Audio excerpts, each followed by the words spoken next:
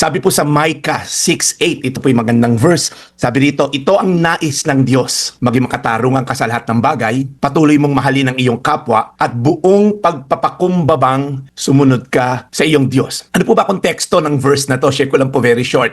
Ano yung nangyayari nung panahon ni Micah? 2,700 years ago po ito ha. Sabi po rito, mga corrupt ang mga leaders ng kaharian. Maraming religious on the outside, pero corrupt on the inside. Pangalawa, inaabuso ng mga makapangyarihan at mayayaman yung mga mahihirap. At pangatlo, hindi na po protektahan ng mga leaders ng kaharian yung mga naaapi. Sounds familiar po ba? Again, 2,700 years ago po ito, no? So ito pong pangyayari na to, hindi kulang sa religious activity ng mga tao. In fact, may mga sacrifices, may offering, may ritual, may worship, may outward expression ng faith. Pero habang marami silang religious activities, marami ding corrupt, greed, abuse of power, oppression ng mga mahihirap, may mga mayaman na ngaagaw ng lupa, leaders na dapat nagtatanggol pero sila pa'y nananamantala, mga judges na nabibili. Kaya po sa madaling salita, religious sila sa labas pero maraming corruption sa loob. Kaya sinabi sa Micah, etong gusto sa inyo ng Diyos, hindi lang sacrifices nyo, hindi lang yung mga abuloy nyo, hindi lang ritual. Ang gusto ko, sabi ni Lord, ay buhay na may justice, may mercy at may humility. Ang sakit nito, no? Kasi parang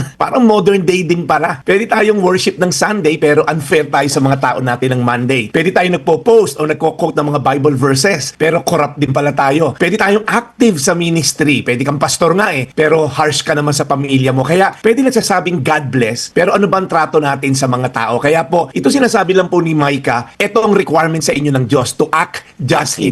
Piliin ang tama. Kahit nakikita mo parang laghanap na. Sa boses mo. Alright? So sa trabaho, hindi lang yung puro katrabaho ng tama, ano ba yung nangyayari sa paligid mo? At sabi rin, to love mercy means hindi lang tayo tama, dapat may puso rin tayo, may compassion tayo. At yung panghuli, to walk humbly, magpakumbaba daw tayo sa Diyos, hindi tayo self-righteous, hindi tayo feeling natin mas banal tayo. Araw-araw inaamin natin, Lord, kailangan ko ring may baguhin sa akin at salamat at binigyan mo ko ng wisdom makita ang tama sa mali. Kaya po tanungin natin sarili natin ngayon, kumusta bang pagtrato natin sa ating mga kasambahay, sa ating empleyado, driver, waiter, security guard, office mate? Tanungin natin sarili natin, Lord, nakikita ba ang worship ko sa paraan ng pamumuhay ko? Dahil ang tunay na pagsamba po hindi natatapos sa altar. Nagtutuloy yan sa opisina, sa bahay, sa kalsada, natutuloy ito sa paraan ng pagtrato sa kapwa. Tanong, may tao ba na kailangan nating tratuhin ng mas patas, mas maging mahabagin tayo, at mas magpakumbaba? Saang area ng buhay natin kailangang piliin yung justice, mercy, and humility? Sa Micah 6:8, ito ang nais ng Diyos, maging makatarungan ka sa lahat ng bagay, patuloy mong mahalin ang iyong kapwa, at buong pagpapakumbabang sumunod sa inyong Diyos. Tayo manalangin, Panginoon.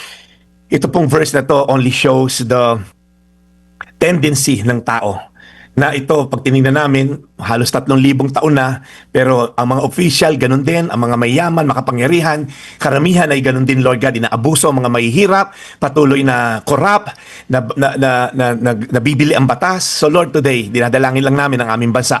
Sa dami ng confusion, sa dami ng kaguluhan, Panginoon, ikaw po, Panginoon, ang mangibabaw, Lord, sa puso ng bawat isa. Kung may mga corrupt, Lord, please, matauhan naman. At kung mga patuloy na lumalaban, patuloy na righteous, mapagpakumbaba, Lord, bigyan mo pa sila ng fortitude, ika nga ni Brad Ted, bigyan niyo pa sila ng lakas ng loob gawin yung tama. At alam ko ang grasya mo ay available sa mga lumalaban ng patas sa pangalan ni Jesus. Amen. Today's Reflection with Pastor Jeff Eliscopides.